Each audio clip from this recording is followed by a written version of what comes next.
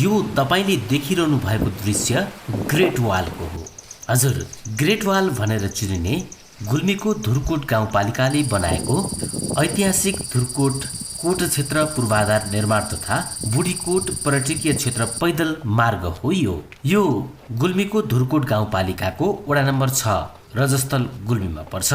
3 करोड बढीको लागतमा यो संरचना निर्माण भएको हो।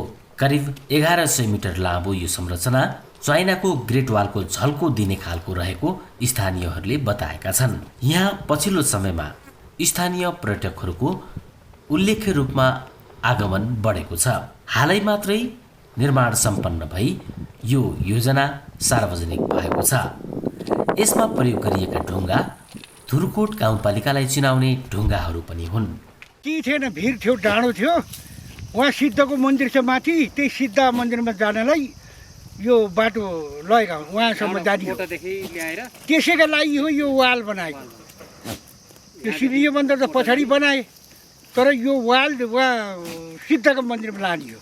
यो कुमार सिद्ध हो, औ सिद्ध जस्तो होइन। यसमा शक्ति छ। त्यही सिद्धका लागि यो बाटो, त्यसका लागि यो वाल बनाएको। यो हुँ पुग्ने हो, कोटाबाट यहीँसम्म हो।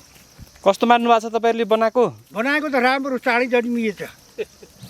अलिअलि देखियो, यहाँ गाडी आउला आउँदा क्वालिटी त आएको थियो। उताबाट गाडी जो आउँछ यहाँ। कसले गरेको यो काम? यो काम पालिकाले, यो भोपाल पोखरेलले।